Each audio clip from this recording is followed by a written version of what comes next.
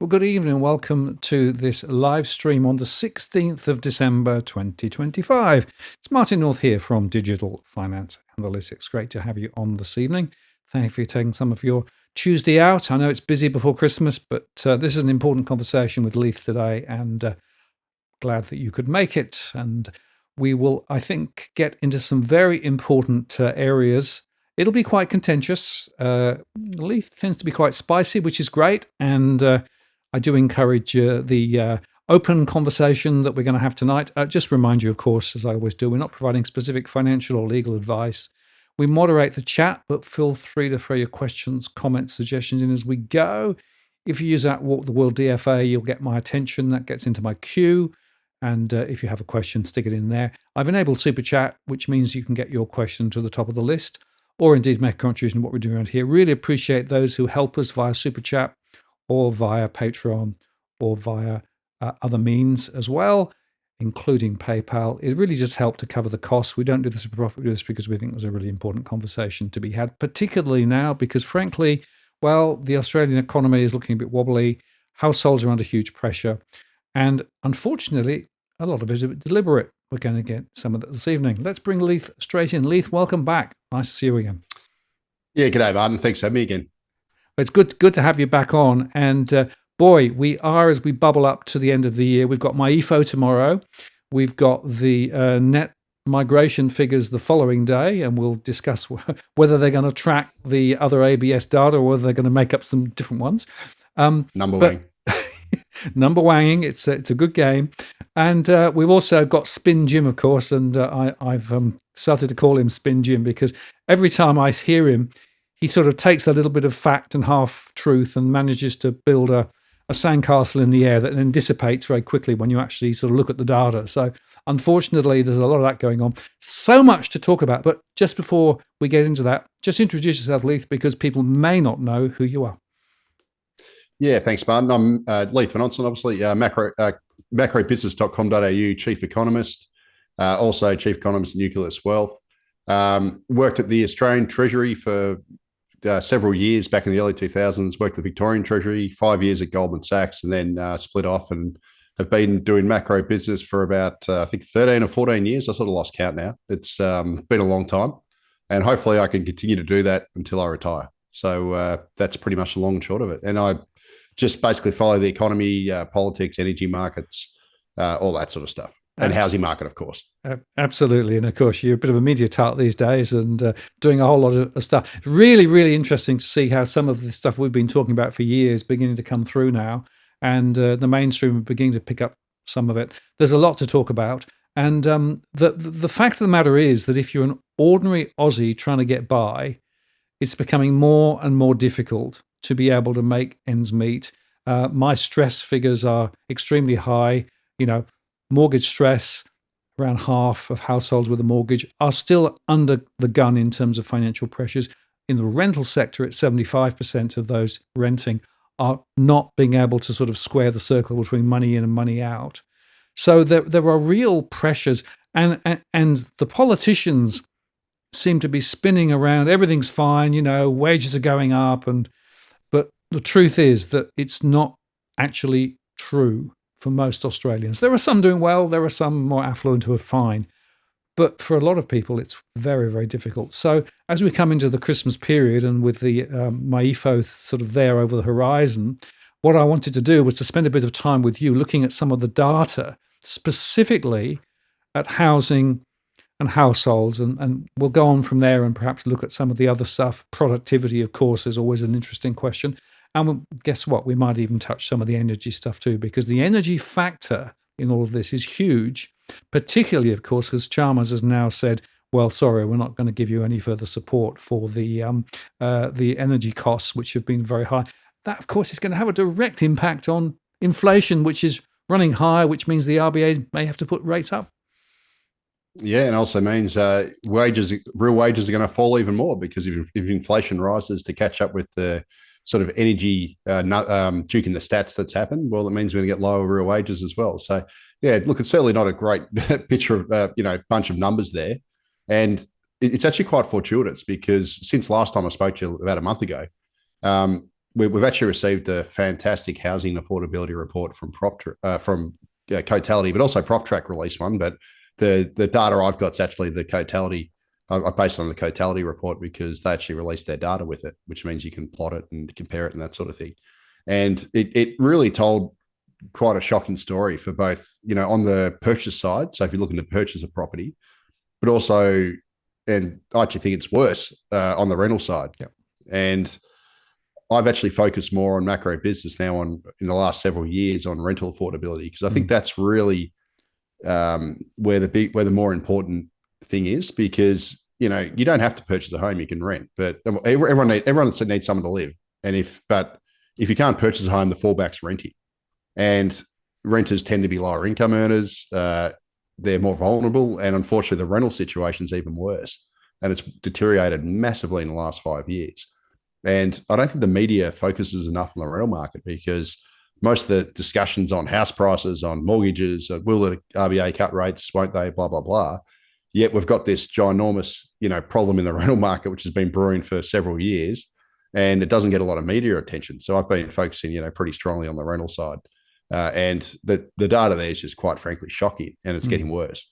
And, the Cotality data sort of helps illuminate that. And as well as we've got, looks like migration's picking up again, all indicators pointing that way. And that's, pressuring the rental market as well. So it's a pretty diabolical set of numbers. I don't know where you want to start if you want us to get into the housing. We'll do that in a second, but just two observations. It's very interesting to me that the online media are measured by clicks, right?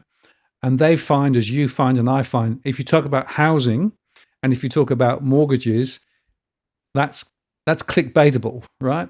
Yep. But when you actually start talking about rents and rental affordability, that doesn't have the same reaction in social media, which means that it doesn't get that much coverage. So that's one observation as to why it is that the horrible rental story, which is a greater proportion of people are renting than ever before in Australia, and they're actually putting a greater proportion of their income than ever before. There was a report done by Domain recently who used 30% of gross income as a measure of rental stress. Well, I don't use that anymore, because the truth is that a lot of people in the rental sector are putting 50 or 60% of their disposable income just to find somewhere to live, right? The other interesting observation is when you actually look at the incremental increase in rents for people living in situ, they don't increase the rental bond following that increase. A lot of the reporting of rents are proxied off the rental bonds. So my belief has been for some time that the real true rental growth is actually even higher than the horrible official statistics. So we don't have good data, and we don't have good social media reaction to discussing the rental sector. But the rental sector for me is the linchpin issue for a lot of Australians in that sector. And of course, if you're in the investment sector and trying to make an investment property work, well, it's harder because, well, there are limits to what you can do with regard to rent. So it's a huge deal. And it's one that I think, unfortunately, is not being done well enough by the mainstream media, which is why we have to talk about it here and on macro and elsewhere too. This is a critical issue. Absolutely. And you're spot on, because I know it with our traffic data. If I write a house price piece just on, I don't know, a fluff article on house prices, and I do those as well, because you have to. If you want to stay in the business and not fold, you got to play the game. But those articles get a lot more traffic than my rental ones, but the rental ones are actually the ones I care about writing. So you're sort of stuck there. But yeah, to your point, it's kind of interesting that the official CPI rents is so far behind every other indicator, whether it's Cotality, SQM Research, Domain, PropTrack, as well as, actual paid rents, which CBA measures from time to time. Unfortunately, they don't release the data. They do it periodically, but they're all pointing in one direction. And then you got the CPI rents, which are basically lagging so far behind, it's almost laughable. And it does make you wonder, why is the official rental data so far behind all these other measures? Like, surely everyone else isn't wrong. But Yeah, look, it is what it is, and the whole rental story is important. Not just because that's where the most vulnerable are, but also a lot of people who want to purchase a home, well, you tend to rent first, right? So Mm. if you're renting before you buy and you need to save up a deposit and all that sort of stuff, well, then if you're paying more in rent, well, it makes it harder to save up a deposit to then purchase, which I think is why Albo has brought in his 5% deposit scheme, and they've got all these shared equity schemes, and the Queensland government's just announced, expanded their shared equity scheme as well. It's a way to basically overcome the deposit gap and get people into the market taking either bigger mortgages than they otherwise would, or owning less of the house than they otherwise would, like owning a share rather than the whole thing, to try and sort of paper over the cracks of, not just high prices, but also high rents, which are precluding people from being able to save up a deposit. So, yeah, look, it's an absolute disaster. And this data from Cotality is, it's fantastic. It really is. And, luckily I've had it for a few weeks now. So I've had a bit of time to, cut it apart and, written multiple articles about it. So it's quite enlightening. And to be honest with you, it tells you exactly what you'd expect as well. Yeah, right. Well, let's go across to it. I'm going to bring the slides up. There you go. So I'll leave you to run the conversation, because this is a killer set of slides. It really is.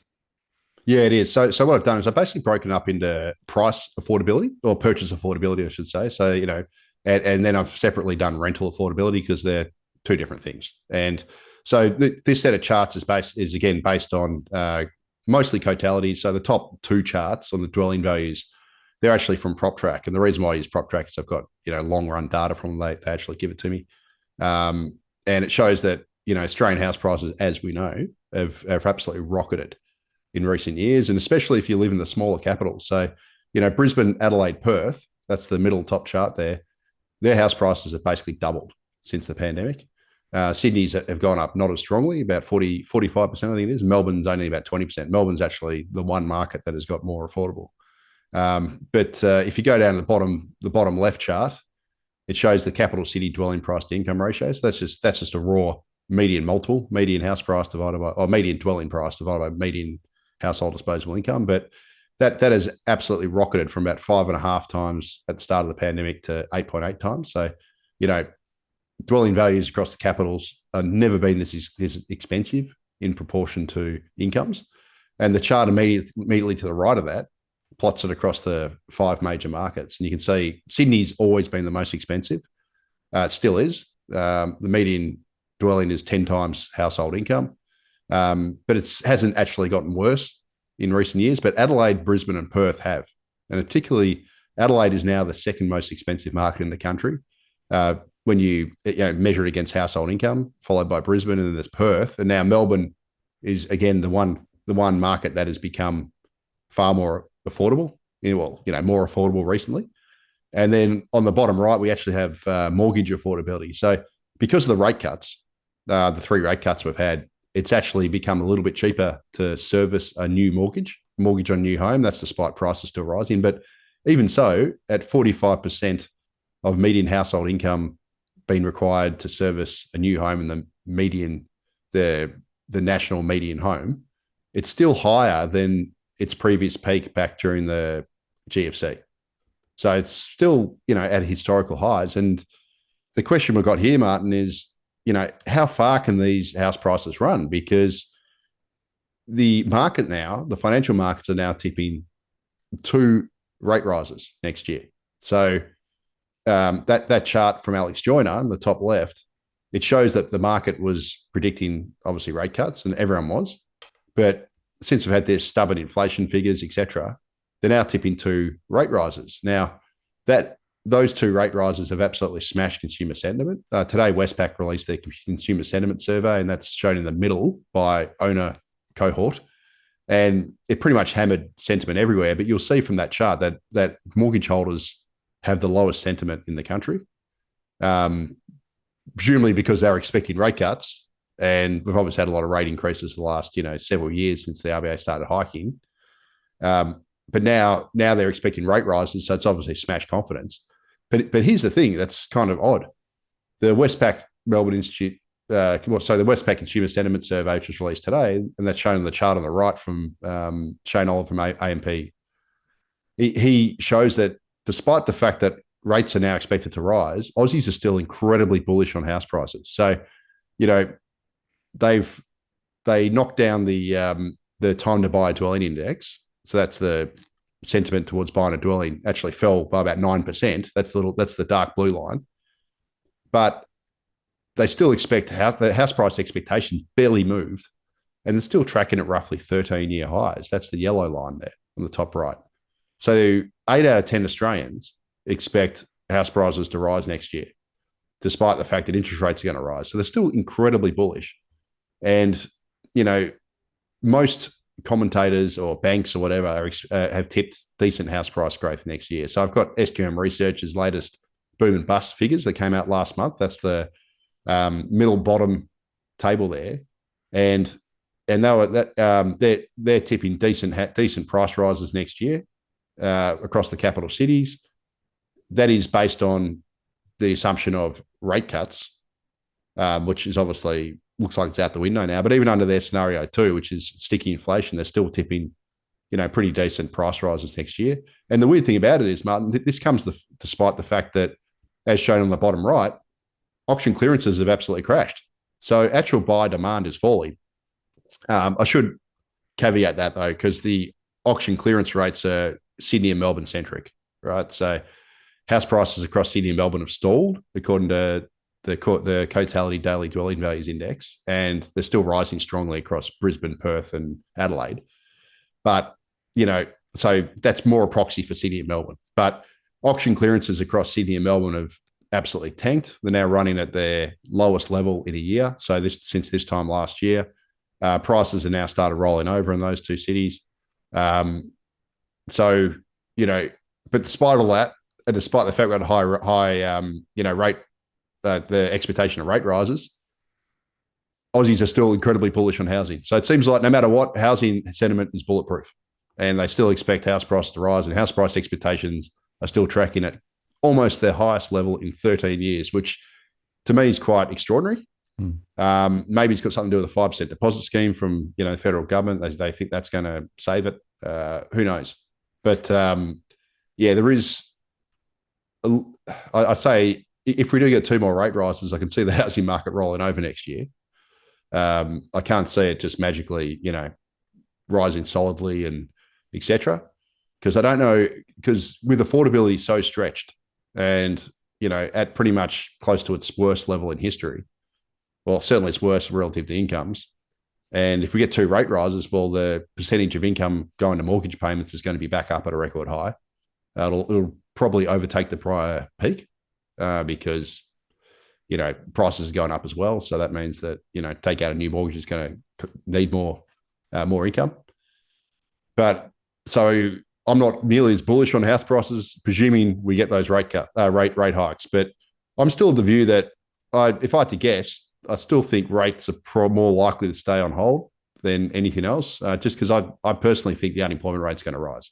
And I think that'll offset the RBA needing to cut. So I think they'll be having in this tug of war between, stubborn inflation, but also rising unemployment. So given they've got the two mandates of price stability and full employment, they're going to be basically stuck wrestling those two factors and trying to balance those. But, I could very, very well be wrong. So we'll have to wait and see. But if we do get those rate hikes that the market's predicting, I don't think this, house price bull run is going to continue for sure. I think it's going to actually roll over. But we'll have to wait and see. I mean, Australian housing has defied gravity for years. So it could continue. But I will add this, though. I put these charts up last time. Buyer beware, because Australia's two most similar countries, I'd argue, are New Zealand and Canada. And, New Zealand's got the same banking system as Australia. It's got all the same big four banks, etc. Canada's probably a more similar economy in that it's a commodity exporter and it's run a similar kind of migration system, etc. Although it has cut back. But New Zealand and Canada have experienced, very large house price declines, and that's shown on the left by Justin Farbo at Anti-Party Macro. Now, that chart is probably 5 months old, so it's not totally up to date, but you get the idea. Canada's shown in the red, New Zealand's shown in the grey. The chart on the right's more up to date for New Zealand. Well, that's only about a month old, and that shows that New Zealand real house prices now are back to 2019 levels. So they absolutely surged during the pandemic and had a world record increase. but they've basically crashed back to what they were in 2019. Canada on the left also experienced very, large house price declines, and that's actually since 2022. So that predated the migration crash. And given that New Zealand and Canada are so similar to Australia, well, what's to stop Australia having a similar correction down the track? Now, I'm not saying that's going to happen, but you've got to be at least alert to the risk. And if you're thinking about, if you're out there watching this, I'm sure everyone watching this is probably not the sort of people who would be thinking this. But, if you're someone who's thinking, I've got to get in, fear of missing out, etc., I've got to leverage up, I've got to take out a 5% deposit, I've got to borrow everything I can to try and get in the market, it's pretty risky to do that right now. Certainly the next 6 months, because if rates do go up again, and given where affordability is, there's a pretty good chance that we'll have a housing correction. Mightn't be like these corrections, but it could be. And, it could end up being just like another mild correction like we had at the start of the pandemic, when I think they fell by about 10%. But who knows? But, it's not the time to basically go gung-ho and borrow to your limit and throw caution to the wind, I don't think. And to me, Canada and New Zealand are screaming warning, flashing red to Australians to, prices can fall. Like, though Canadians and New Zealanders were sort of the belief that prices always went up, much like Australians. Well, they don't always. So, I'm just saying, be very careful out there if you're looking to, gear up and leverage yourself to the hilt to get into property, because it's very risky at the moment because prices are so expensive. There is one caveat to that. If you live in Melbourne, it's probably pretty safe, because Melbourne's basically fallen in real terms. We've had virtually no price growth in 5 years. The affordability metrics in Melbourne are relatively good compared to the rest of the country. So obviously Melbourne's a bit of a different case. But, certainly if you're in, Brisbane, Adelaide, Perth, Sydney is always expensive, but you're probably not a good idea to, leverage to the hilt to get into property, because it's quite risky. Yeah, and just on that, my surveys also are showing there's still a lot of enthusiasm and expectation for future property price growth. Interestingly, even those in the rental sector are really bullish on property price growth, which is fascinating if you think about it. The other angle on this is that when you think about the inflation measure, and the RBA official number, of course, is a bit fudged at the best of times, particularly now with the support for electricity, which is rolling off. And as you say, it means that actually inflation is truly higher and will be higher for quite a period ahead. But there's another foible in here, and that, of course, is that the costs of a mortgage are not directly plugged in to the inflation calculation. They've got this weird proxy of the rental equivalents and things.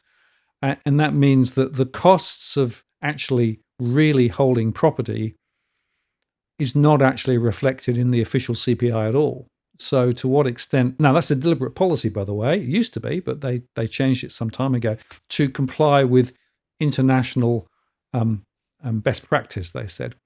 Now, I don't know whether you want to have a go at explaining why it is that they took the housing cost directly out, but they measure rents and they measure the cost of new housing, but they don't actually measure the costs of the mortgage, which to me is the big problem, really. Yeah, I guess it might be defensible in that it could get a positive feedback loop, right? So if they raise interest rates, then that raises inflation.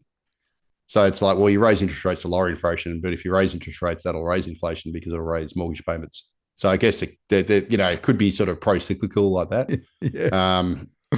I guess that's it. But also the owner-occupied imputed rents, if they're not calculating rents properly, because the CPI rents certainly isn't a proper measure. Like, it's just stalled. It doesn't match reality with every other measure in the market. Tarek Brooker actually pointed me to which I'd never looked at. He pointed me to the CBA's actual paid rents. Yes. So, CBA has their own data, which they disaggregate. It's like disaggregated data from, or I should say aggregated data, but from their customer accounts. So, and CBA's samples probably way better than the ABS's, because, CBA's probably got close to 30% of the nation's bank accounts. I'm guessing maybe it's 25, but it's a lot. It's a huge sample.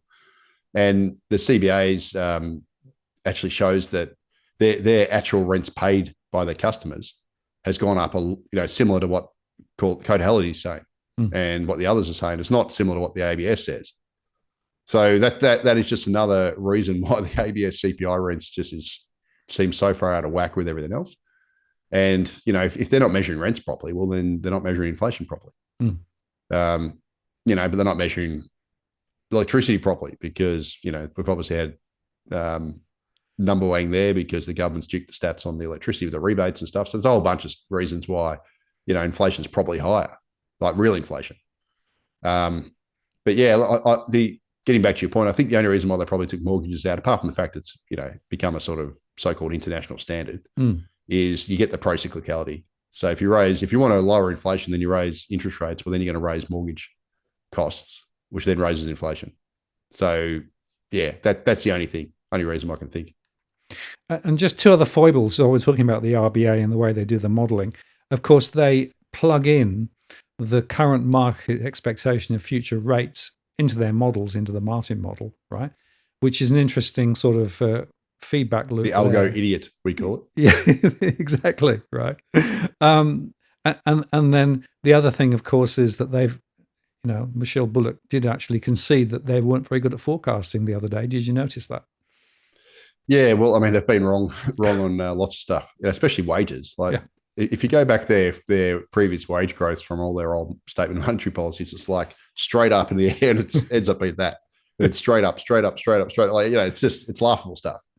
But look, I'll admit forecasting is bloody hard. I'm not exactly good at it either. But then again, I'm not, in a department of 1,200 people with all the best everything, who has oodles of time to do this stuff, who has models, who has liaisons and all this other stuff, right? I don't have any of that stuff. But their modeling, their forecasting is pretty average on a lot of things, unfortunately. And so is the Australian Treasury, I've got to say, for that.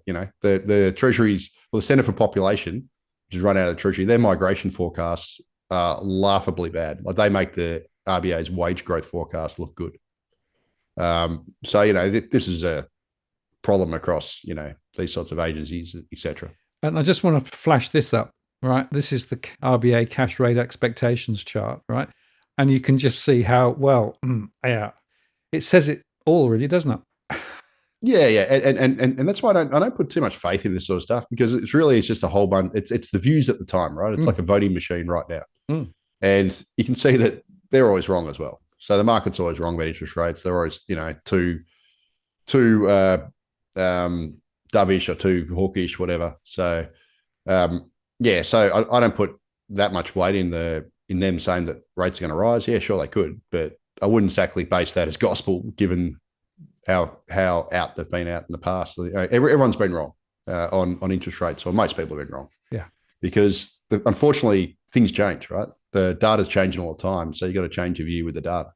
So what you might think 1 week, in a month's time, that could completely change if the data changes. So I don't think there's necessarily anything wrong with that. But I personally don't think we'll get 2 rate hikes, but hey, I could be wrong as well.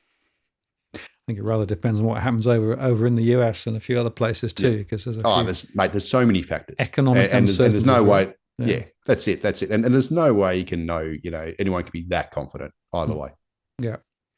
So the conclusion is, and it's the same conclusion I have, is that the prospect for home price growth is certainly not as certain as it was a few months ago. The story from the US is uncertainty there about trade and a bunch of other things. The story from New Zealand and Canada is that prices can come down. And of course, it's interesting that the thing that changed in Canada and the US is migration came down. And the other interesting thing, both in Canada and in New Zealand, is that the political temperature, the weather, has changed with regards to high house prices and indeed migration. So it seems to me that Australia is really out on quite a limited limb now when it comes to questions of high migration, high house prices, and all the government support for housing. So we sort of seem to be ending up on a pretty thin branch with not many other people thinking the same. Yeah, and it's not just the rental area; it's net zero as well, right? So, Australia's clinging stubbornly to this net zero, thinking we can save the world and lead the world on this. When, a lot of the rest of the world's pulling back from this stuff. I mean, New Zealand's pulling back from net zero. Good old lefty New Zealand. They're now sort of trying to. They're almost like Homer Simpson, that meme where he backs out through the bush and disappears. That's New Zealand now on net zero. And yet Australia's, we're like all gung ho. We're going to, meet net zero by 2050. We're going to cut, 62 to 70% by, 2035 or whatever it is. It's just fanciful stuff. We're never going to do it. And why would you want to do it and destroy yourself? But Australia's clinging to that as well. So, we live in this fantasy world whereby the big Australia shills and the government, everyone thinks that we can magically grow the population by 50% over the next 40 years, which is the official forecast, through running one of the world's biggest migration programs. But then we can actually get to net zero as well at the same time. So we're going to have 50% more people using stuff, consuming energy, land clearing, creating waste, whatever, just activity, which uses energy. But then we're going to magically somehow not create any net carbon emissions out of that. Like, come on, guys. Like, this is just crazy stuff. Like, it's fantasy. Net zero is not possible anyway. Physics would tell you it's not possible, but it's certainly not possible if you're supposed to grow your population by 50% over the next 40 years, which is the government's forecast. So they live in this clown show fantasy world where we can have a big Australia with Melbourne at 9 million people, and Sydney at 8+ million people, and Brisbane about 5 million people, and just have all these people come in, everyone drive and live the way we do, running computers and everything else, homes, electricity, everything, waste, and then not actually bring our emissions down and bring them down to zero net. Like, this is just clown show stuff, and we live in a fantasy world. Like, it's just a clown show world. And I think the government just seems to think it can set a target and then that's all it needs to do. Well, they've set a housing target that is missing by, 25%. We only missed by 60,000 homes last year, guys. Good on you. Like, you said you're going to do 240,000 new dwellings. We only did 180. You only missed by a bit there. But, it doesn't matter. We've got a target, Martin. That's all that matters. We've got a net zero target. We've got a housing target. We've got that. In fact, they don't have an immigration target, which is ridiculous. They should have an immigration target.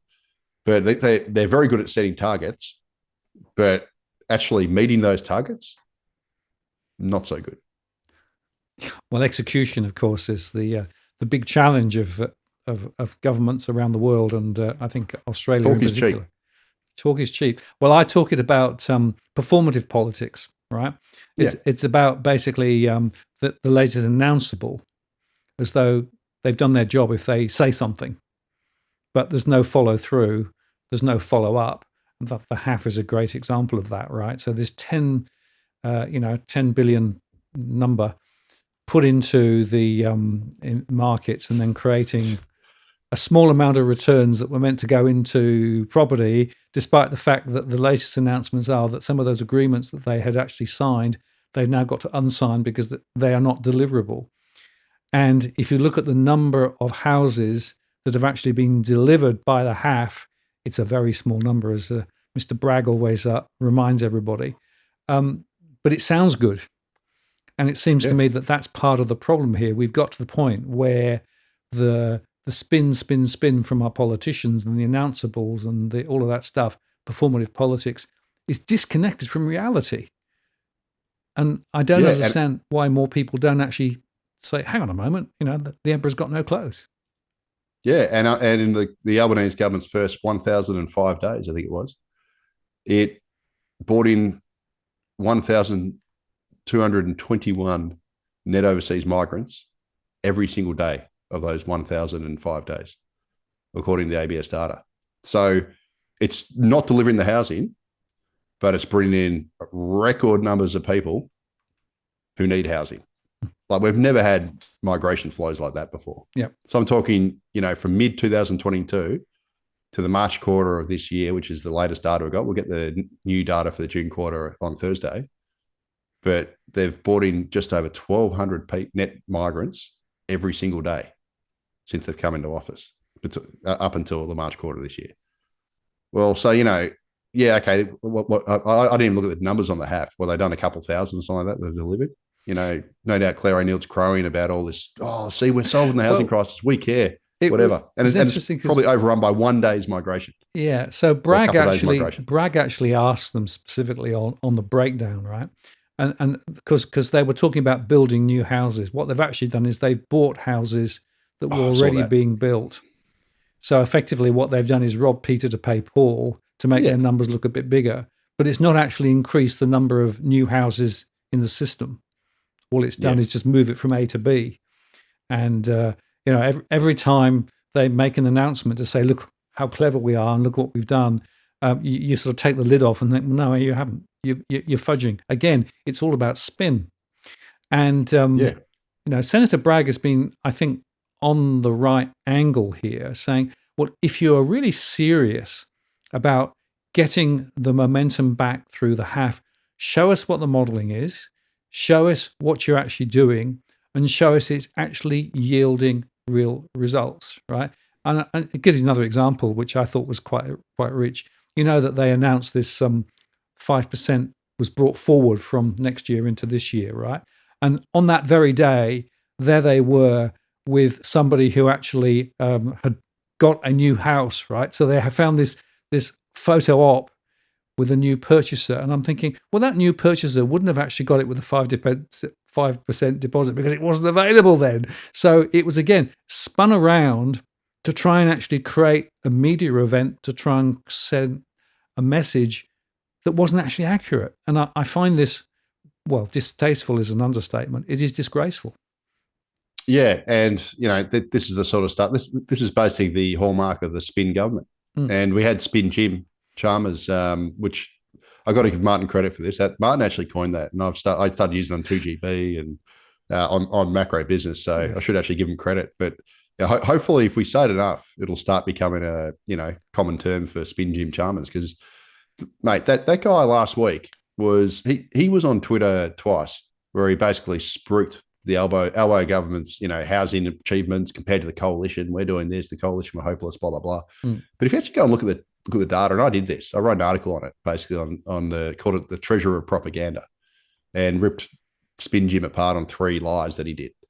But on the housing front, if you actually look at the ABS's data up to the September quarter on net dwelling additions, so they've got a series. It only goes back to 2010. I call it a bit of an experimental series, but whatever. And it basically just does the net addition to the housing stock. So it has the number of homes in the country, the number of dwellings. And you can basically, so every quarter it goes up and you can work out the net additions. And the reason why net additions is important because you can have dwelling completions, but often those dwelling completions are demolitions and rebuilds. So, for example, if my house is knocked down and they build 2 townhouses, you don't get 2 houses, you get 1 because you've knocked down 1 and you've got 2, right? So you got to do the net increase. And what this data shows is that over the Albanese government's time in office, so from mid 2022 when they came in to the September quarter of this year, they've averaged 161,400 net additions to the housing stock every year. Well, guess what it was under the previous coalition term. So, back when the coalition came in 2013 up to mid 2022, the coalition actually averaged 185,700. So they did 185,700. Labor's done 161,400. Coalition's beat them by, I think that's 13%. Yet Chalmers is out there spruiking that Labor's beating the coalition on housing. I'm like, mate, you're not even close. You're so far behind. And this isn't to throw, smoke up the coalition's, what. But the fact of the matter is you're building less at the same time as you're bringing in far more people than the coalition did. So, under Labor, as I said, they brought in over 1.2 million migrants between mid 2022 and March quarter of this year. So obviously, to now we'd probably have the number be a lot higher. But in their first 1,005 days in office, they brought in 1,222 migrants a day. That's a level that is so far above what the coalition did during their term. Mm. So you're bringing in more people who need housing, and you're building less housing, hence equals rental crisis, which is exactly what we've got. But, Spin Jim's out there spruiking it. Claire O'Neill's constantly going on about how Labor, we care, we listen to you. Legally Blonde's out there, boasting about Labor delivering all this housing. But when the actual reality is you're delivering less and you're importing more people who need housing, hence rental crisis. It's not rocket science. And, Cotality's report on rents shows this so clearly, that the rental situation is an absolute disaster. So advertised rents in the past 5 years, according to Cotality, have risen by 43% across the capitals. Now, I've got the chart on the left, the top left there, which the capitals are shown in black. The capital city aggregate is shown in black, and all the other major capitals are shown in the other colours. The levels are different, but the sort of increase, the broad increase, is very similar across it. And what it's actually done is it's added $11,000 to annual rental costs. So what I mean by that is 5 years ago, if you were the median income household in Australia and you're renting the median home for rent, the median advertised home for rent, you'd be paying $11,000 less than it costs today if you're the median household renting the median advertised rental home. $11,000 after tax money. That is an incredible amount of cash that you're losing in rents now. And as a result, the middle chart there shows the percentage of median income required to service rent. That's also by Cotality. It surged to a record high 33% nationally. And Adelaide is actually the worst. Adelaide is actually Australia's, I'm going to write an article on this, on Adelaide being Australia's hidden housing disaster, because nobody talks about Adelaide, right? But Adelaide's actually got the worst rental affordability in the country. And it's got the second worst house price to income ratio, and also the second worst mortgage repayments to income. So Adelaide's actually a disaster. But you can see renting is unaffordable everywhere, except Melbourne. It's a little bit better. And the rental vacancy rate is the lowest on record, according to Cotality. So it's fallen to 1.5% nationally and across the combined capital cities. That's down from 1.9% the same time last year, and it's a record low. And to make matters worse, after this 43% rise in rents, this is the bottom right chart, advertised rents are now spiking again. So according to Cotality's latest data, they've actually gone up 5% in the year to November. And they're now growing faster than incomes, faster than inflation. They will look like they were coming down last year, but they started to accelerate again.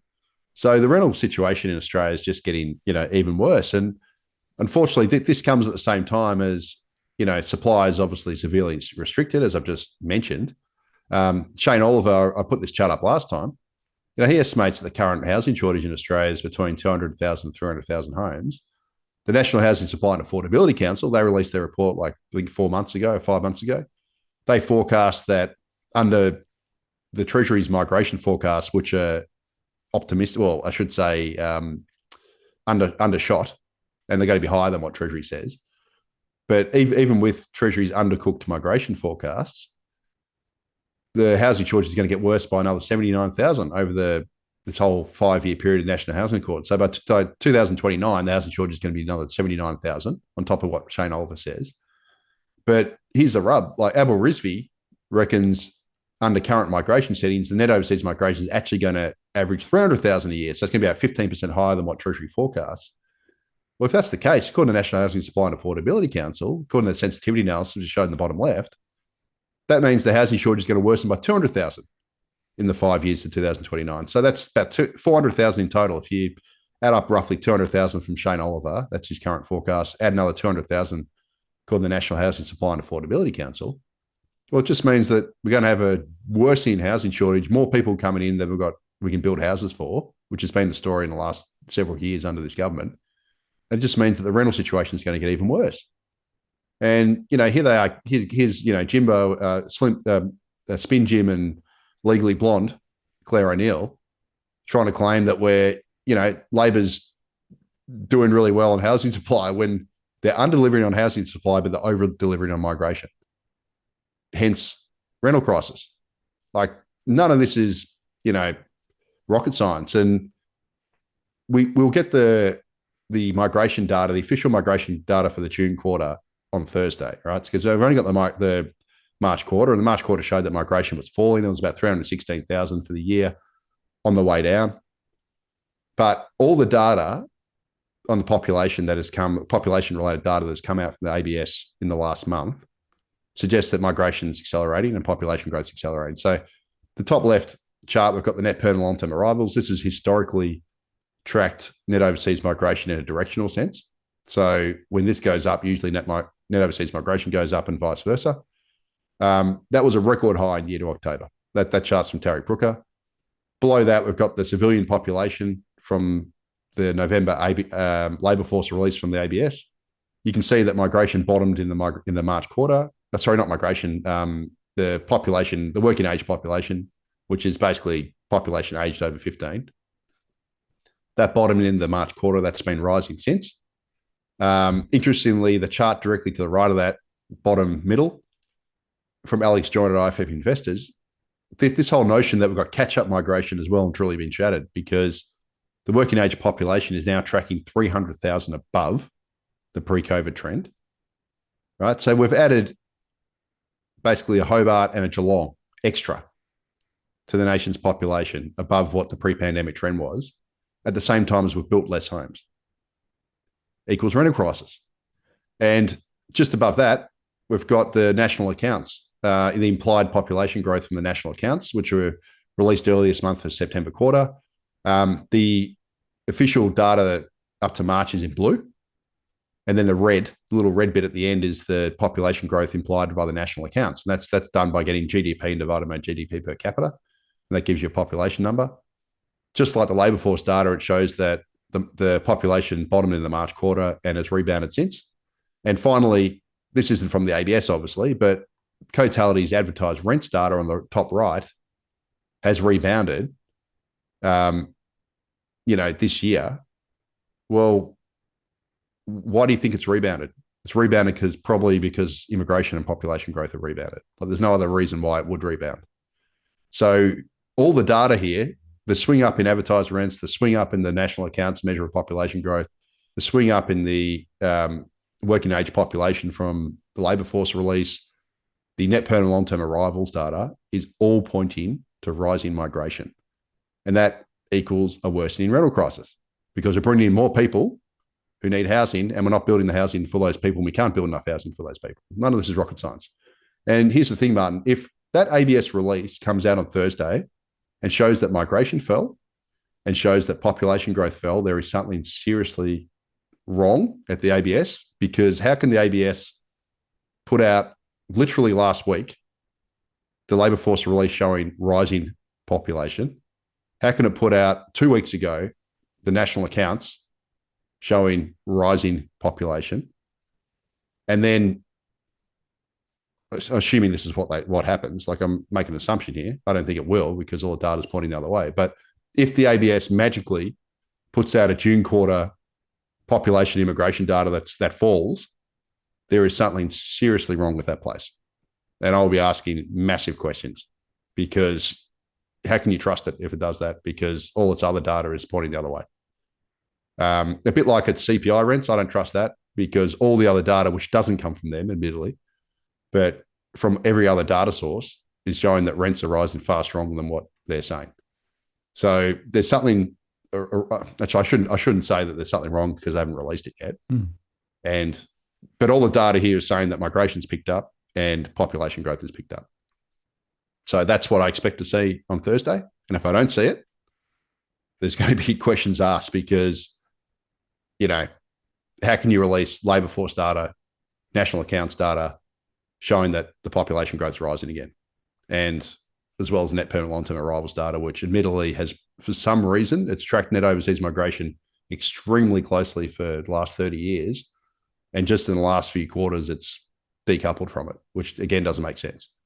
So anyway, we'll see what happens Thursday. I shouldn't throw accusations at him, because we haven't seen the data yet, but I'm just warning that if it shows falling migration, falling population growth, there is something seriously wrong, because all the other data is pointing the other way. And just two observations on that. Of course, the ABS did come out and was publishing little messages, including to various economists, saying you can't use one set of data to actually argue another set of data, despite the fact that they had previously said, actually, this is quite a good early proxy for the the Centre for Population did. Yeah. So the Centre for Population, which is out of the Treasury, that's our official population sub department in the government now, which does migration and population and tracks all that stuff. Their official handbook, right, on called migration methods and something or other in concepts, says that net permanent long-term arrivals is an early indicator of future migration flows, right? So it's a lead indicator. They say it black and white, and then the ABS had the audacity to send me an email and others saying, linking one of my articles where I've never called it net overseas migration. I've just plotted the two together and says, this suggests migration's increasing. Mm. And then they had the audacity to try and get me to take down the article and censor me and all this sort of stuff, which I told them to, you know what, shove it up where the sun don't shine. But that's part of the reason why I'm going to rip them on Thursday if the data doesn't line up, because you can't sit there on one hand and release a whole bunch of two separate data releases in the same month, like literally a week before, and then release something completely contradictory the next week. Like that just doesn't make sense. All that means is that your national accounts area, your labour market area, is not talking to your migration area. If that's which is just wrong. Like that shouldn't happen. They should have a standardised set of, working age population and population data that they'll work off, which is informed by what's happening with early migration reads and stuff like that. And sure, you can revise it later, but the fact of the matter is, I wish I'd put it in here, but Tarek did a great chart actually plotting the working age population against net permanent long-term arrivals. And guess what? It's tracked the net permanent long-term arrivals. So the ABS seems to think that net permanent long-term arrivals matters, and it's a lead indicator of population growth. Yet the ABS had the audacity to have a go at me and others for saying that it's a lead indicator of migration when the Centre for Population bloody well says that it is. So we're just using it as it's always been used, and as the Centre for Population says it can be used. Admittedly, if I was out there calling it net overseas migration, well, they can pick you up and say that. No, you shouldn't call it that, because it's net permanent long-term arrivals, which is a proxy for net overseas. But I never did that. And this has been used by Abel Rizvi and a whole bunch of other people, the ANU Migration Propaganda Hub, to basically, throw feces at us for the last 3 months, saying you shouldn't be using this. You guys are wrong. You're just propagandists. You're just pandering to advance Australia and all this sort of stuff. And I tell you what, mate, if that data does show that migration's picked up and population has picked up on Thursday, I'm going to be asking for an apology, because I've got the receipts for these guys. And it would just end up showing that, guess what? I was right all wrong. I was correct all along. And it was the right way to use that data. And are you going to apologize now for basically, throwing feces at us? They won't. Of course they never do. But, we'll see what happens Thursday. So either way, it's going to be a fun day for me. Yeah, I shall be watching MyEFO tomorrow and the overseas migration on Thursday. I will just make the point that, of course, statistical institutions around the world, including the Office of National Statistics in the UK and the guys in the US, as well as the ABS, there are questions being asked about their ability to be able to produce good statistics. And in the UK, there's been some very significant reports recently that suggest that the unemployment data is a bit wobbly, and some of the other information sets that they are using is not very stable. And in fact, they've been asked to go back and re-engineer some of them, simply because they, for various reasons, and that's partly to do with the fact that surveys are now not being answered as well as they were previously, and other mechanisms too. They've been under budget pressures, etc., etc. But there is a bit of a suspicion, I can't prove it, that maybe the statistical entity is not quite so distinct and distant from government influence as you might want to see. Now, they are after the official scorekeeper, but if you can crawl the score, you might be able to actually get some extra brownie points if you do. So I don't know, maybe I'm wrong, but I'm always a bit suspicious. Yeah, look, and so am I. Like, I was never suspicious until I got that email from them. Yeah, and I'm like, well, this reeks of political interference. So obviously, I think Andrew Lee, he's a big Australia guy. I think he's the one who's got it has the ABS under him. I could be wrong, but it seemed like one of the ministers there didn't like the narrative that net permanent long-term arrivals had surged to a record high, and Labor was losing control of migration. And as a result, they said, you've got to, silence this. And the way they tried to silence it was they tried to, say you can't use this anymore. And Abel Rizvi and guys like that have been on Twitter like attacking anyone for using this. Saying, didn't you see the memo from the ABS? You can't use this data. It's like, no, we can use it. We can use it. We can use whatever the hell we want, mate. You're not the universal source of truth on this stuff, right? The ABS produces the data, we interpret it, we write articles, whatever, we're right or we're wrong, right? That's the role of the ABS. Produce the data and let us argue the toss. But, these pro Big Australia shills have basically used that statement by the ABS as a shield to try and shut down any debate in this stuff. And the fact that we've got to wait 6 months, or actually 9 months, it's pretty much 9 months now. Like we're almost at the end of, we're mid-December. We've got to wait practically 9 months to get a read on what migration was. We've already got March quarter now. We're almost 9 months too late. And on Thursday, we'll get the June quarter, which means we'll be basically 6 months behind. So we're always 6 to 9 months behind on getting an official migration number. Well, no one's going to wait that long. We want to know what's happening because it's important for the rental market and everything else and etc.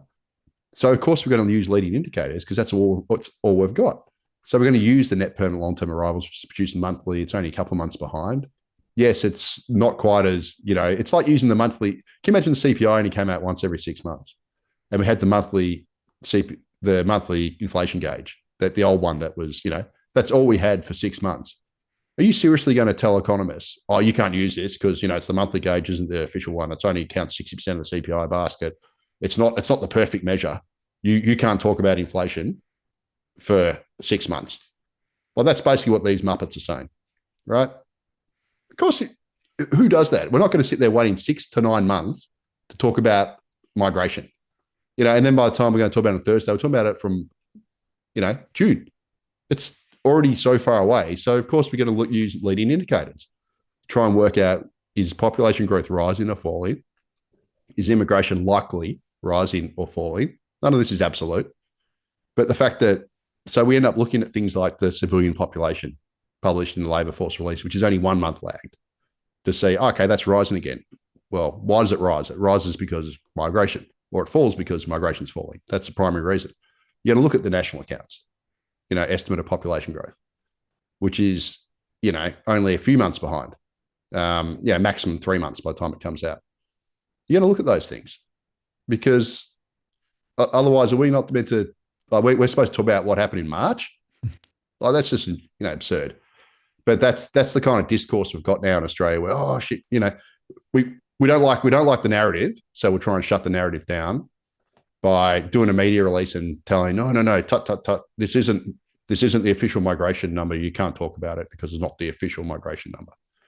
Yeah, okay, right. So we often when the CPI was quarterly and before they did the monthly inflation gauge, we used to use like the Westpac Melbourne Institute inflation gauge, the unofficial one, because that's all we had. Or we used other measures like the NAB business survey or whatever, which showed, price pressures and things like that, because you want to get a more real-time read. And it's not necessarily, you don't say, you use it like saying, oh, it looks like inflation's rising, it looks like inflation's falling, etc.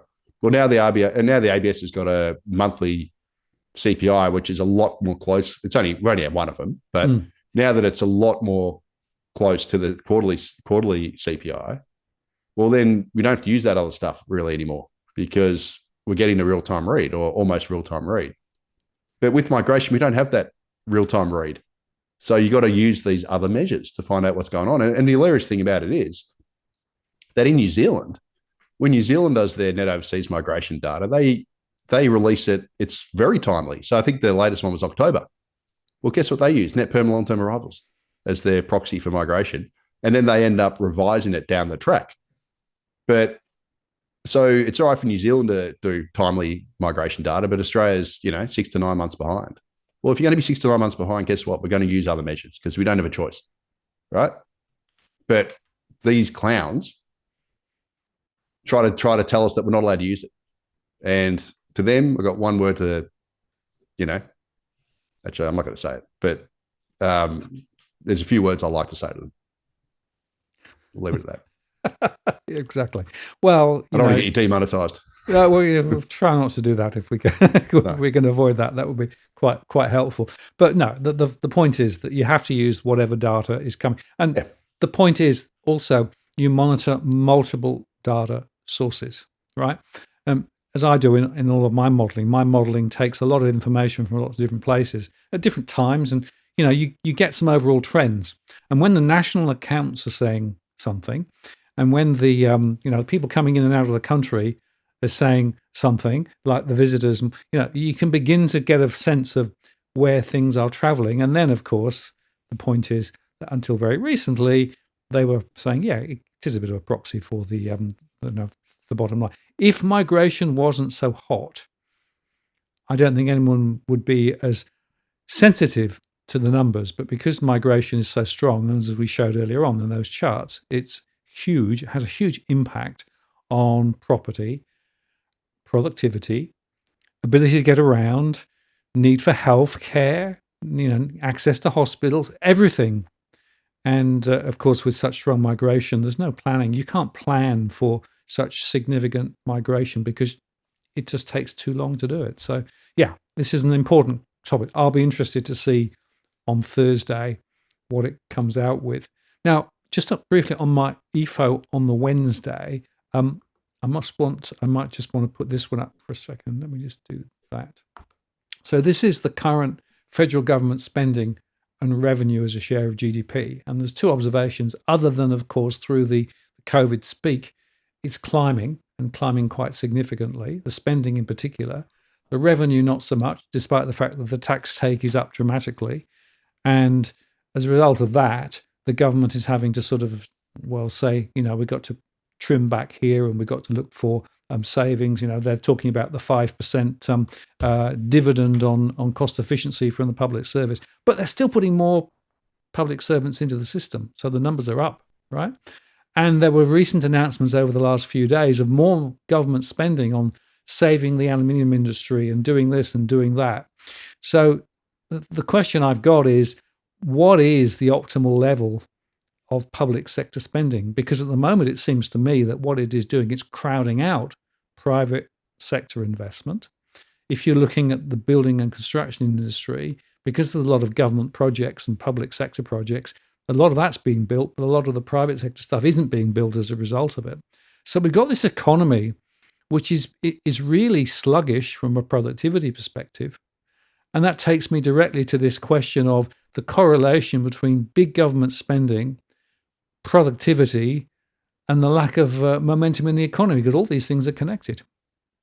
Yeah, absolutely. And it's an interesting point because the labor market, the quarterly labor account. So this is basically the ABS's detailed account of the labor market. So the monthly one, the monthly labor force survey, it's very choppy. It's actually not that reliable. It has a lot of rotation problems, etc. But they have this thing called the labor account, and it comes out, every quarter. We just got the September quarter, I think, a week or so ago.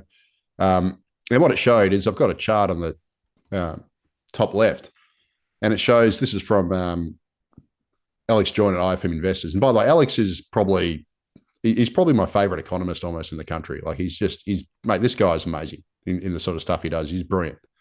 And he just publishes stuff on Twitter, and he has, he does national accounts reports when they come out. They're just so rich in detail, and the way he cuts the data up and explains it is fantastic. And he actually put this chart on filled jobs by sector, and he'd split up between the market sector and the non-market sector. So I've explained this before, but basically the non-market sector is your public service. So your bureaucrats and everyone working in the public service, as well as healthcare and social assistance and education. The reason why they've included those is they're basically government funded, or mostly government funded. So if you think healthcare and social assistance, you think public hospitals, aged care, NDIS, all that sort of stuff. Even private hospitals, they receive some funding from governments. Education, the same. So they're basically government type jobs. So not pure government, but government funded to a large degree. And what it showed is that 69% of the jobs in Australia since the start of 2023, so probably 2/3 since Labor came to office, have been in this non-market sector. And your market sector, which is basically everything else. So you can kind of a proxy for the traditional private sector. That's obviously produced far fewer jobs. And the reason why this is so extraordinary is because the non-market sector makes up about 31% of total jobs in Australia. So across the economy, they make up 31%, roughly, 31.5, I think it is exactly. But they've accounted for 69% of the job growth since the start of 2023. Now, this has got a few dimensions to it. So firstly, I wish I'd put it in here. Whenever I do this, I always wish I'd put a chart in, which I didn't. But Alex Joyner put another fantastic chart in, and he actually showed the unemployment rate in the market sector versus non-market sector. So it turns out, while the overall unemployment rate in Australia is 4.3%, right, and that's historically, that's still very low historically. It's really good compared to other countries. In the market sector, it's 1.2% higher. So I think he said it was about 5.5%. So the primary reason why Australia has such low unemployment is because of this boom in non-market jobs, which are basically from this record public spending. And it's also incredibly bad for productivity because, as he shows in the chart directly to the right, the labour productivity growth in the non-market sector has fallen by 0.2% every year per annum since 2015. So in the last decade, they've gotten less productive, whereas the market sector's actually had 0.7% productivity growth. So if you're growing the non-market sector through all this government spending, you're growing it through the NDIS, bringing on more bureaucrats, etc., it's going to have a massive productivity cost. And it's not the whole reason why Australia's productivity sucks. There's a whole bunch of other reasons. We're growing the population, which I've explained previously. We've got capital shallowing because we're not investing enough in business investment. So that's the bottom left chart from Alex Joyner. You can see investment in new machinery and equipment, which is how you make your workers more productive. You give them more tools to work with, more machinery, more technology, more computers, more whatever to work with. As a share of GDP, it's roughly halved, right? So private investment in areas that will make workers more productive has crashed at the same time as we're growing the population aggressively. Again, as I said before, we've had population grown by about 1.5 million since Labor came to office, 1.2 million from net overseas migration, 1,222 net migrants a day under Labor. Well, if you keep growing the labour force aggressively through immigration and you don't give, and there's not enough business investment, not enough infrastructure, et cetera, to keep up with that population growth, you're going to get less capital per worker. You're going to get capital shallowing, which is basically means that the capital to labour ratio is going to fall because the numerator of that, which is the capital, is less because we're investing less, as that chart at the bottom from Alex Joyner shows. But the labour ratio is growing aggressively. So the numerator is falling and the denominator is rising because we've got high immigration. Well, you're going to get less capital per worker, and that means you get less productivity growth. And on the right-hand side, the far right, this is for the the AFR did this chart. It was Michael Reid. He plotted Australia's productivity growth since the start of the pandemic, or since the end of 2019, between 2019 and 2024 across the OECD. And it says, as you see, Australia's average productivity growth has been the second worst in the OECD. We just beat Mexico. And it's not surprising when you think that the non-market sector has exploded, which has got negative productivity growth. We've grown the population aggressively. We haven't had nearly enough private business investment in machinery and equipment. So we've had capital shallowing. And as a result, we've got really poor productivity growth. And this is a structural thing. Like, how are we going to turn this around with an economy that basically we've gutted our manufacturing sector, right? We've destroyed our capital base because of high energy costs and all this other stuff. So how are companies going to invest more in machinery and equipment when we got that set up? When your manufacturing sector is shrinking, we've become more service-based, where you don't need as much of that stuff, and it's low productivity, where most of the jobs being created or added are government funded. And this is just a recipe for very poor productivity growth. And we're growing the overall labour force aggressively, super quick, by bringing in truckloads or plane loads of mostly low-skilled migrants working in unproductive jobs. So this is a recipe for declining GDP per capita, declining productivity growth. And the bottom middle chart, which I've done from the national accounts, which compares GDP per capita, productivity, immigration, you can see that labour productivity growth and GDP per capita are actually inversely correlated to the migration rate. So the migration rate, which is in green, it's inverted. But you can see as immigration's picked up, GDP per capita growth's fallen, and so has productivity growth. And part of that's this capital Calhoun story, right? We've brought in way more people in the last 20 years, really. So it's not just under Labor. Like, we had 15 years of big Australia before COVID as well, where we averaged 225,000 net overseas migration a year in the 15 years leading up to the pandemic. That's up from about 90,000 average in the 60 years post World War II. And in the last 5 years, or the 5 years, since the end of December 2019, we've averaged 270,000 net overseas migration. So that's including the pandemic, border closures. So we've gone from 90,000 to 225,000 15 years leading up to the pandemic. The last 5 years to 270,000. We're bringing in more and more people. We've got less capital investment to less infrastructure, etc. For those extra people, millions of extra people were brought in, we're going to get less productivity growth. And then now we've got thrown in high energy costs on top. So it's a pretty bad equation we've got here. And this also is one of the reasons why I think the RBA is more likely to stay on hold, because we've got austerity now. Well, a degree of austerity. It needs to be a lot more. But, the federal government now is looking to at least pare down costs, or at least stop the costs from growing. The state governments are trying to do the same thing. Like in Victoria, where I live, they need to do a lot more of it, but they're trying to cut a couple thousand public sector jobs, etc. I just don't think that the non-market sector is going to grow in an employment sense anywhere near like it has in the last several years. And as a result, and because of this high immigration, our labour force is growing by nearly 40,000 workers a month, right? So we need to create 40,000 roughly jobs just to keep everything the same, if assuming participation rates stable, etc. So if we've got this close to, I think it's 38,000, or maybe it's 36,000 monthly growth in the labour force because of high immigration, and the non-market sector is no longer growing aggressively because governments, state and federal, are doing cutbacks, well, then the unemployment rate is likely to rise. And because unemployment rate is likely to rise, I think the RBA is going to be in this tug of war where inflation is too high, much higher than they want.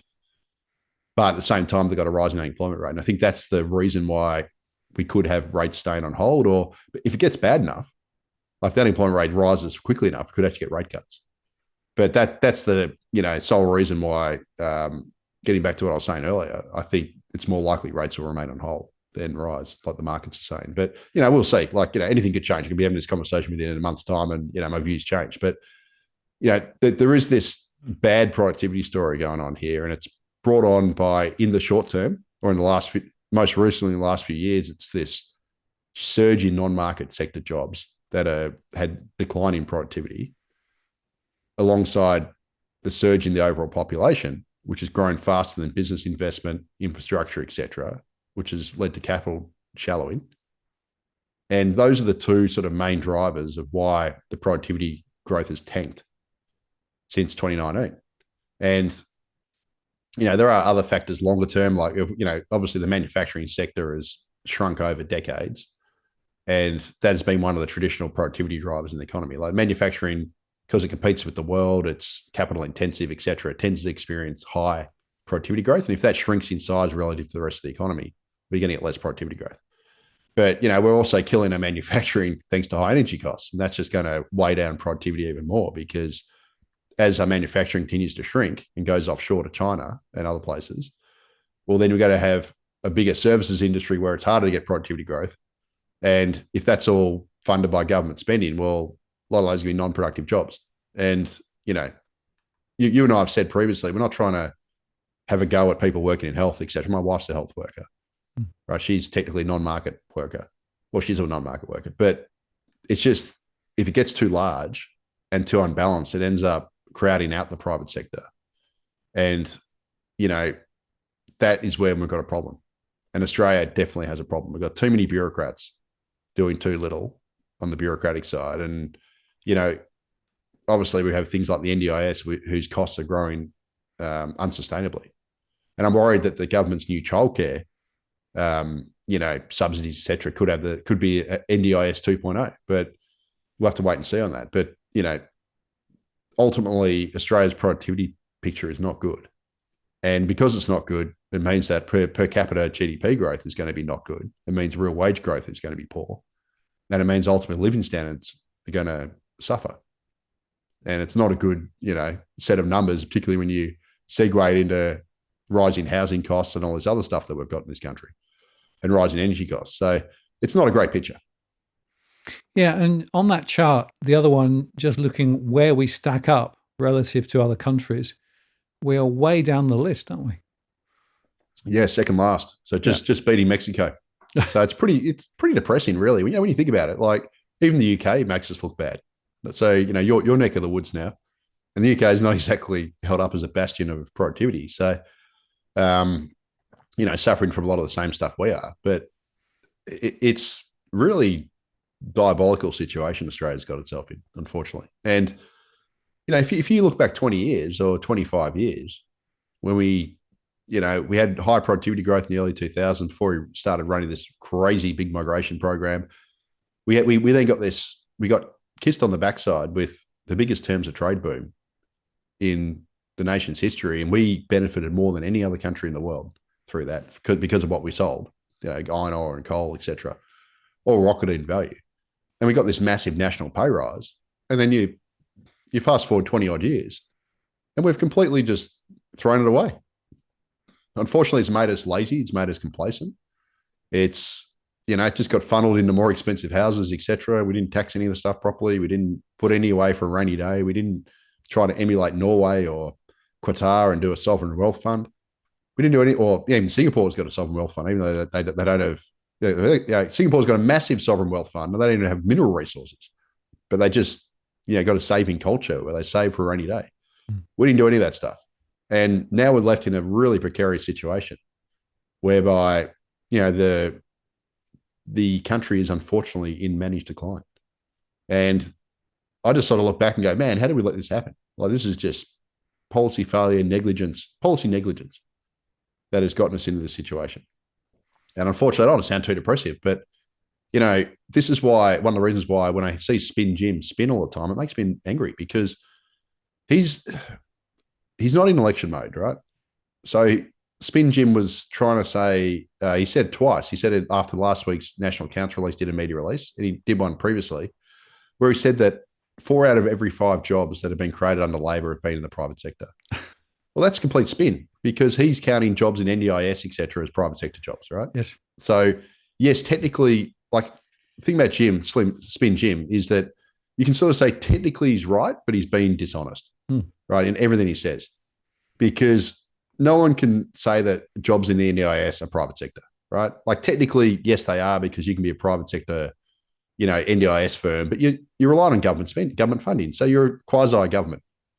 And that's where a lot of the job growth has been. So when you've got literally 69% of jobs since the start of 2000, probably 2/3 since Labor came in the mid-2022, have been in the non-market sector. And he's saying that 4 out of every 5 jobs under Labor are in the private sector. That's just misleading. He's also said that, Labor's delivered the longest run of real wage growth in a decade, when literally real wages fell by 0.5% in the September quarter.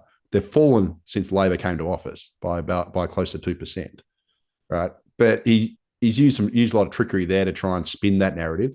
He spins narratives about housing.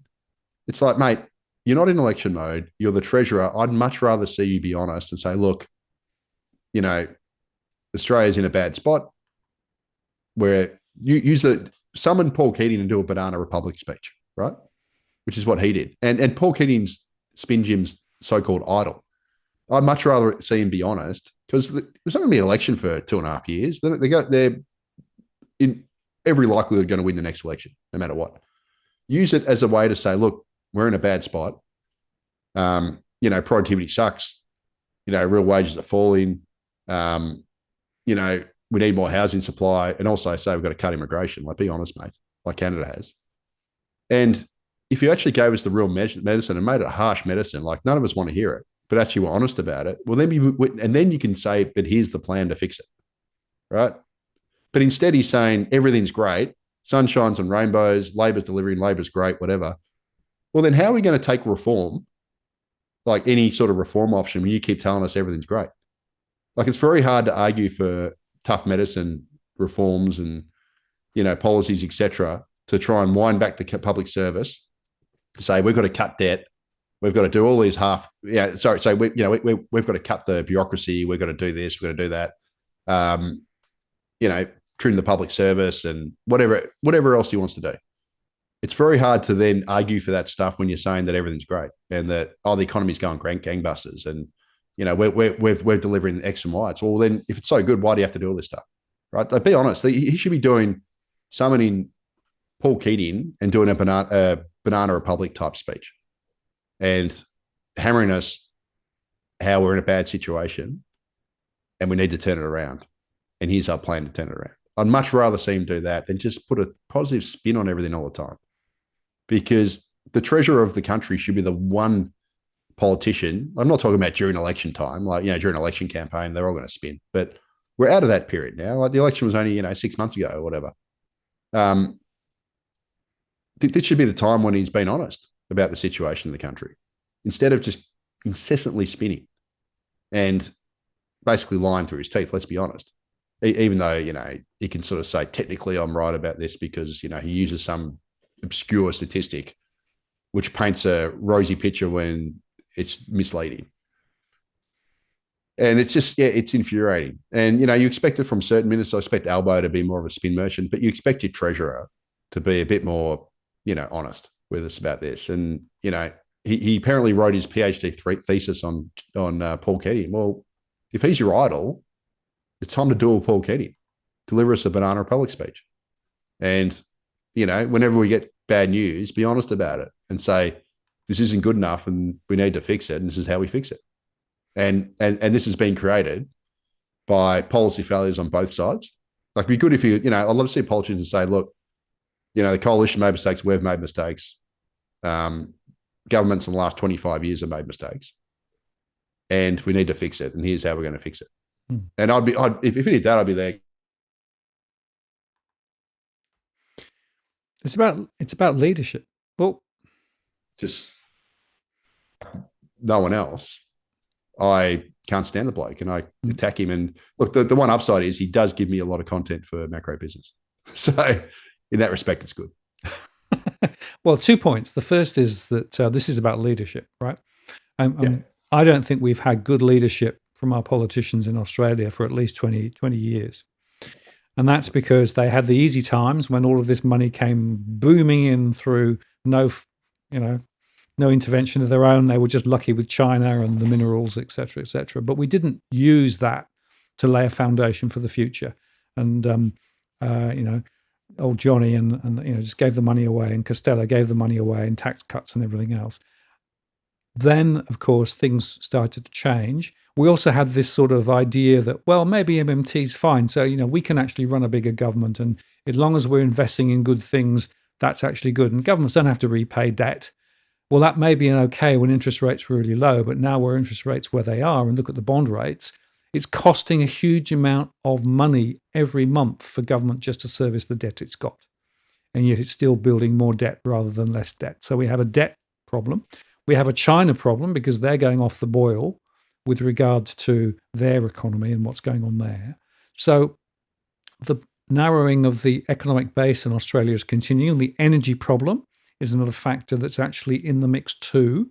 And we've on previous shows highlighted the problem with high energy costs, the narrowing of the manufacturing base as a result of it, and the fact that households are paying way more than they should for energy, which is another impost on households. So it's time for real leadership, not leadership that just aligns with the big corporate end of town or with the international zeitgeist coming down from the World Economic Forum or something else, right? What we want is leadership to take Australia forward, because Australia is a wonderful country. It's got so much potential, and yet we seem to be squandering it. And we've squandered it for 20 odd years. And nobody seems to want to wake up and do what needs to be done. That's what I don't understand. Yeah, absolutely. I'd love to see Spin Gym become Grim Gym, right? Like give us the grim medicine. Like no one wants to hear it, but he needs to be a leader, right? He needs to argue the case for doing stuff that we mightn't want to do because it's hard, Mm. but we need to do it. And the way you can do that, first you got to admit you got a problem. But he Yep. doesn't admit we've got a problem. And if you don't admit you got a problem, well, you can't find a solution, right? So yeah, that step one is to admit you've got a problem. And Australia has a lot of problems in the way that we've set things up. The housing side, the energy side, the immigration side, like just excessive. The whole structure of the economy has been warped by in a whole range of areas. And but you've got to at least be honest and admit you've got these chinks in the armor, right? But instead, it's like no, we're bulletproof. We've got this. We're delivering more housing. Um, everything's great, and energy costs are going to come down when they're just clearly not, and all this sort of stuff. We just get gaslit and lied to constantly by our politicians who just spin, and everything's about spin, and it's quite infuriating because again, Labor's got the biggest majority in my lifetime, and but we're basically a one-party government now, so you don't have to put a positive spin on everything every single time. Mm. Every time there's a release, you don't have to, and it's crappy. You don't have to then go, no, it's great. Biggest run of real wage growth, whatever, in a decade when they've fallen and they're so far below their peak, and the RBA's own forecasts show that by the end of 2027, they're basically not going to grow any more than what they are now, and it could take till mid to late 2035 to recover the real wages we've lost, which is what it shows if you extrapolate the RBA's forecast. Yeah. Like, don't spin this, we on us and tell us it's raining, which is basically what they do. And I find it, as great as it is for content and macro business, it is, as an Australian and someone who wants better for the country, it is infuriating. And they don't need to do a mun because they're not in election mode and they've got a stomping majority. They don't have their backs against the wall. They're not a tired government that's been in for 10 years who's, trying to fight for their life and have just lost their way and all this sort of stuff. They're in a very strong position politically. They don't need to do this spin constantly because it's just nauseating. Comes out, it's like it's coordinated because you go to check Chalmers' account and he says that. And then you go to O'Neill's account, Legally Blonde's account, and she does the same thing. And then Elbow, it's just spin. It's just like, give us some honesty, admit we've got problems, and give us a solution on how to fix this stuff and bring us along for the ride. That's what you should do. And, I'm not a fan of everything he did or whatever, but you got to at least hand it to Paul Keating. He at least did that. Mm. I know it was different times, but, again, Jim Chalmers, Spin Jim apparently did his PhD thesis on Paul Keating. Well, he should know this stuff, right? Like, he knows the guy. He's an expert in him, apparently. Well, channel Paul Keating and start, emulating him in these areas. Like, just be honest, mate. And just want to say that Jason asked, is it true 1 in 5 jobs are government or public sector jobs? And it depends on how you define it, right? Remember that what we showed in that earlier chart was we've got the public sector jobs, plus we've got those that are actually in the private sector but paid for by the public sector, which are really part of the non-market, right? And when you do it that way, yes, then those numbers are actually right. And it's actually almost a third. Yeah. So it's 31.5%, I think. Correct. Exactly. It's actually higher when you count those as well. So it depends on how you count it. But yeah, we've got a large amount of people supported directly on the government purse, directly or indirectly at the moment. And the question is it actually providing what we need in terms of the growth momentum? No. Productivity is very low. And we need to turn the ship around, which means, again, different policies, leadership, all of those things, which is what we've been talking about tonight. And the point here is that the spin that we're getting from the politicians at the moment, when they actually have this huge majority and when potentially they could take us into a much better position if they wanted to, they choose not to. And that's my point. Yeah. These are deliberate decisions that the current government, with all its power and all its majority, are making. So it's not a happenstance. It's not an error. It's a deliberate set of settings that they've chosen to go with. And that's what I find just disgraceful. Yeah. And look, we don't have to look too far. So the classic example, everyone knows we've got this rental crisis, right? So Labor can try and paper over the cracks and say, oh, so, supply, but this rental crisis in Australia is very bad. It was all those charts I showed before, very Yeah. bad. And Canada was experiencing exactly the same problem, right? A couple of years ago, they way overcooked migration. They did a ginormous migration surge. In 1 year, I think at the peak in 2023, 24, they brought in 1.2 million net overseas migrants. So their entire population growth, which was 1.2 million that year, was net overseas migration. It was just insane. But their government, at least, first they pushed back, and then as people got more and more angry, they then realised, oh, hang on, we've got to basically stop this, and they've effectively implemented almost a 3-year population freeze, whereby they want to basically still have 400,000 or a bit less than that. I think it's 350 odd thousand permanent migrants every year, but they want to manage down the temporary migrant intake from, I think it's 7% of the, or is it 8% of the population? Might even be 9%, but they want to get down to about 5% of the population. So as a result, they're going to have an outflow of temporary migrants. So they're not going to replace the ones whose visas expire and they go home with new ones.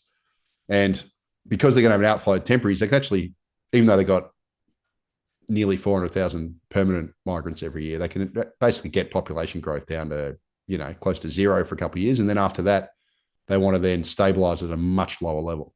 Now, so they brought in this, Canadian rents absolutely soared.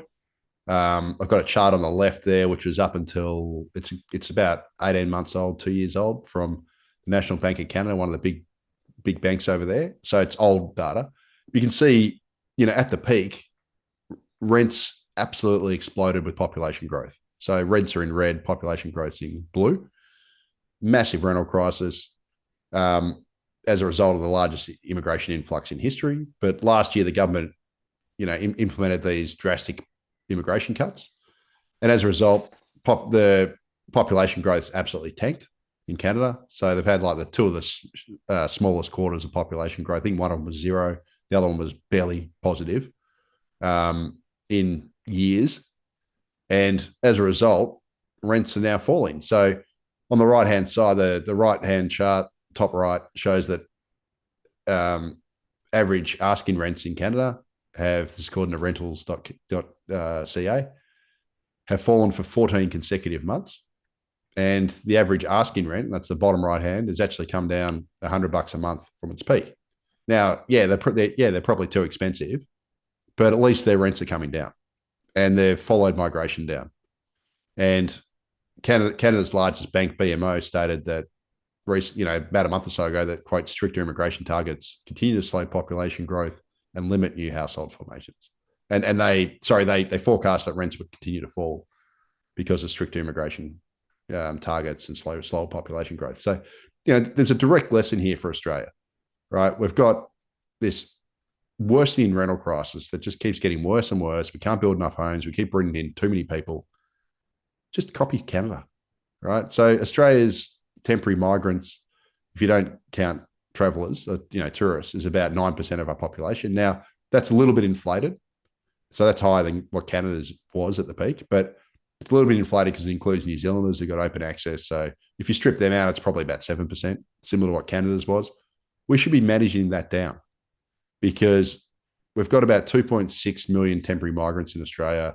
It was about 1 million about 15 years ago. And that number just keeps getting bigger and bigger.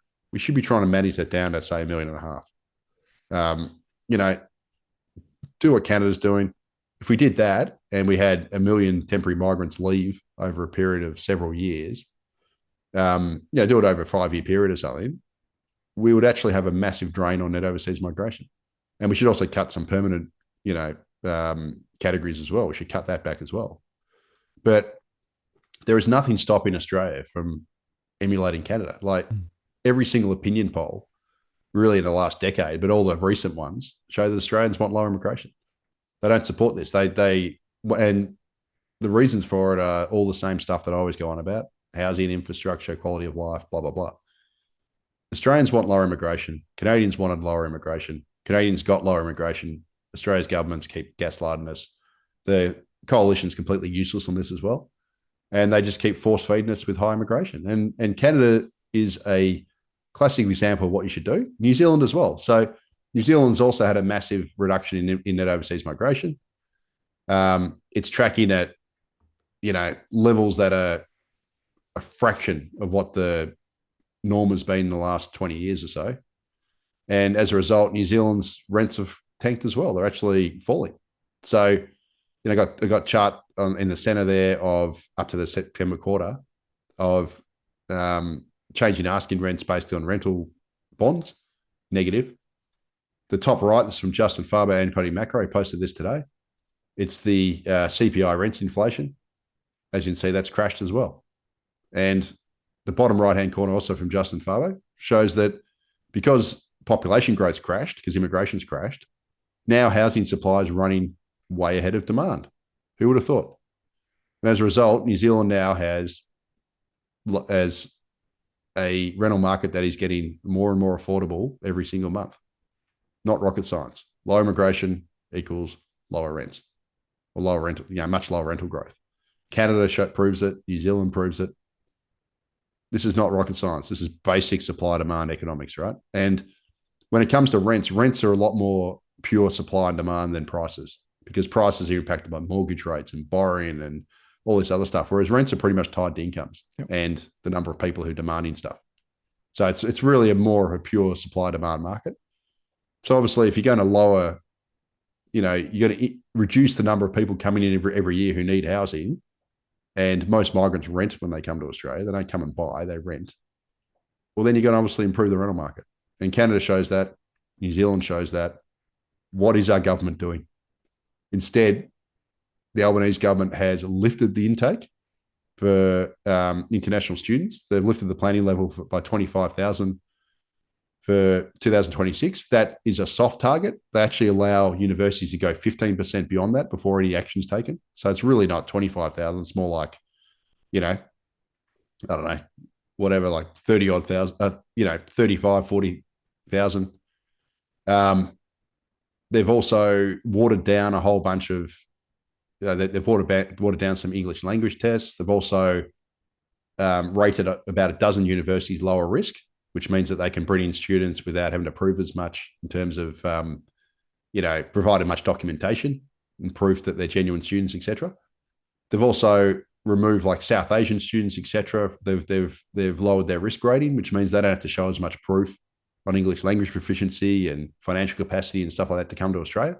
So Labor's done a whole bunch of stuff under its ministerial direction 115 to basically boost student numbers and boost temporary migration into the country. Their policies are to increase immigration. And if you increase immigration, you make the rental crisis worse. Labor is explicitly doing this. At the same time as I said before, they're not building nearly enough homes. They're building 13% less homes, I think it was, about 13% less than what the coalition built under its term. So they're delivering about 13% less new additions of housing stock than what the coalition did, at the same time as they're pumping migration like there's no tomorrow. They are driving this rental crisis. And why? When they could literally just look at Canada, who's also got a left-leaning government, and copy them, or they could look across the pond and go, oh, gee, it's worked out pretty well for New Zealand to have lower immigration. That's solving the rental crisis. Why don't we do that? Like New Zealand's hasn't been explicit policy like Canada's was. Canada's was an explicit policy to cut immigration, and it's followed through with that policy, and it's bearing the results in the rental market. But, so why isn't a left-leaning government in Australia that is supposed to care about workers and supposed to care about equity and all this stuff? Like, I know they don't, but that's what they're, historically supposed to care about. Not emulating a left-leaning government from Canada who had all the same problems and has taken a set of policy actions that has worked and is actually solving its infrastructure problems and housing problems, etc., by running a lower immigration program. And according to the BMO, their biggest bank, and also the National Bank of Canada, they actually think that Canada's lower immigration has also kept the unemployment rate from rising as much because of Trump's tariffs, etc., because they're not adding as much to the labour supply. So as a result, they also think that this lower immigration is actually benefiting the economy in a per capita sense, and also benefiting the labour market by keeping the unemployment rate lower than it otherwise would be. So why isn't our Labor government copying Canada? Like it's a fundamental question here. Yeah, What are they doing? it is a very, very fundamental question, Leith, and I think we've come towards the end of the show now, because the fact of the matter is we are in a bit of a pickle, but there is a way forward. There are things that could be done, and with the right leadership, we could turn the corner quite quickly. Look at Canada, look at New Zealand. Meanwhile, of course, the broader canvas with regard to interest rates are that they're probably going to go sideways or up rather than down from this point. That's going to put some immediate momentum away from housing and all those things. But the rental sector is the canary in the coal mine here, and turn down the migration knob. Just get it down. That would actually be a very good and immediate step that could make a huge, huge difference. And I think that's a really good place to take the conversation tonight. And the good news is you're going to be back next month, and we can perhaps take the conversation into the next year and think about 2026 and all those things. But thank you very much, Leith. If people want to know more, where would they go to find out more? Yeah, so the best spot's macrobusiness.com.au. I write there every day, heaps of articles on this sort of stuff, like all the topics that I've touched on tonight, write about that a lot. I've got a YouTube channel, which pretty much just has my interviews. So I do 4 or 5 interviews a week, usually on radio, talking about this kind of stuff. So that's at, just search my name, Leith Van Onselen, on YouTube, you'll find it, or at Leith Vo. That's if you want to keep abreast of my media interviews. They're usually about 10-minute interviews on radio. They do ABC, 2GB, 4PC, whoever asks me, basically, I do interviews on. All the same sorts of stuff: housing, energy, economy, you name it. So those are the 2 places: macrobusiness.com.au and YouTube. Terrific, Leith. Well, thank you very much. I hope you have a great Christmas, and I'll look forward to catching you in the new year. I appreciate your time tonight, as always. Great charts, great conversation, really important points. And folks, the message is, sure, we are in a bit of a pickle, but there are things we can do. If our politicians got their act together, there are things they could do. So, let's focus on that and give them a shove in the right direction. Leith, thank you very much. We'll see you next time. I'm going to take you off stream now. Cheers. Merry Christmas, Martin. Merry Christmas, everyone. I hope you have a very safe holiday, everybody. Thank you. Take care. See you soon.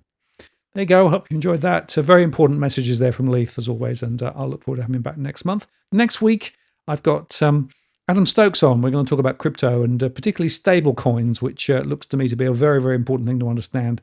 So we're going to dive into stable coins the week before Christmas. Thank you very much for spending some time with us this evening. And we ran a bit over, but I thought it was worth it given the quality of the conversation. Dogs are here. They've come and given me a nudge a couple of times. They are ready for the next part of the day. So that's my next task.